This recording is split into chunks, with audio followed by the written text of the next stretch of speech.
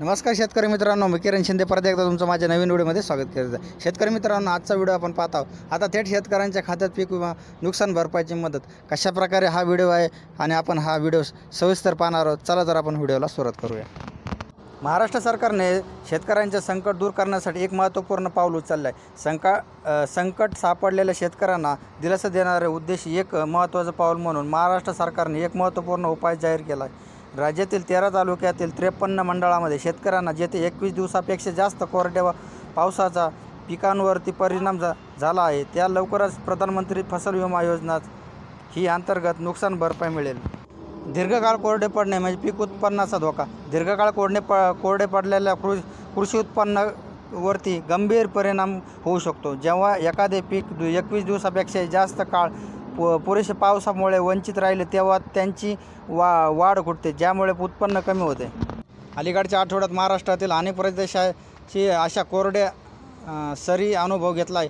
परिणामी सोयाबीन, कापूस, तूर आणि धान्य यासारखे गंभीर पिकाचे मोठ्या प्रमाणात नुकसान झाले आहे। परिस्थिती गांभीर्य ओळखून राज्यातील कृषी विभागाने सक्रिय भूमिका घेतली आहे। अकोला, नगर, अमरावती, छत्रपती संभाजीनगर, बुलढाणा, जळगाव, जालना, नाशिक, परभणी, पुणे, सांगली, सातारा आणि सोलापूर जिल्ह्यातील पिकांचे नुकसानचा मूल्यांकन करण्यासाठी सर्वसमावेश सर्वेक्षण करण्याचे निर्देश अधिकाऱ्यांना देण्यात आले आहे।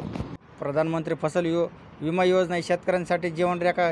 यावर्षी महाराष्ट्र सरकारने प्रधानमंत्री फसल विमा योजनेअंतर्गत विमा हप्ता म्हणून फक्त ₹1 भरणे आवश्यक करून शेतकरी हिताचा निर्णय घेतला आहे। या अत्यल्प योगदानामुळे शेतकऱ्यांची पीक विम्याचे फायदे मिळू शकतील आणि त्यांना प्रतिकूल परिस्थिती अत्यंत आवश्यक आर्थिक सहाय्य मिळेल। सुव्यवस्थित भरपाईची प्रक्रिया सुव्यवस्थितपणे पार पडली जाईल।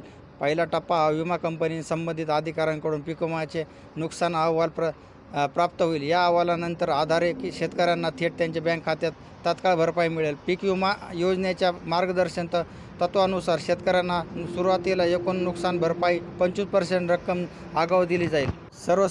समावेश मूल्यांकन आणि अंतिम पेजआउट। सुरुवातीला तर नुकसान भरपाईमुळे बाधित शेतकऱ्यांना थोडासा दिलासा मिळेल, परंतु पीक विमा नुकसानीचे सर्वसमावेश मूल्यांकन करण्याची गरज सरकारने ओळखली आहे। त्यानंतर टप्प्यात कृषी विभागाने अधिकारी प्रत्येक शेतकऱ्यांना किती नुकसान झाले याचे अचूक मूल्यांकन करण्यासाठी जमिनीवरती सर्वेक्षण करतील। या तपशील मूल्यांकनाच्या आधारे नुकसान भरपाई अंतिम हप्ता निश्चित केला जाईल आणि त्यानुसार वितरित केला जाईल। प्रतिकूल परिस्थिती आशेचा किरण। प्रधानमंत्री फसल विमा योजनेअंतर्गत महाराष्ट्र सरकारच्या कृतीशील उपाययोजनामुळे दीर्घकाळ कोरड्या पीक पडण्याच्या परिणामांना सामोरे जाणाऱ्या शेतकऱ्यांसाठी आशेचं किरण येईल। यावेळी अन्य नुकसान भरपाईमुळे खात्री करून राज्याचे उद्दिष्ट शेतकऱ्यांवरती आर्थिक भार कमी करणे आणि हवामानातील आव्हानांना तोंड देताना त्यांच्या लवचिकतेस समर्थन देणे आहे। तपशील शेतकऱ्यांना आणि त्यांची योग्य ती पूर्ण भरपाई मिळेल याची खात्री करण्यासाठी सरकारने सर्वसमावेश मूल्यांकन टप्प्यांचे पालन करणे महत्त्वाचे आहे। जमिनीवरती अचूक सर्वेक्षण करणे, पारदर्शक मूल्यमापन प्रक्रिया, अंतिम मोबदला करण्यासाठी शेतकऱ्यांना नुकसानातील सवलतीसाठी नव्या जोमाने पुढील वर्षी चक्राची तयारी करण्यासाठी सक्षम बनवण्यासाठी महत्त्वपूर्ण ठरतील।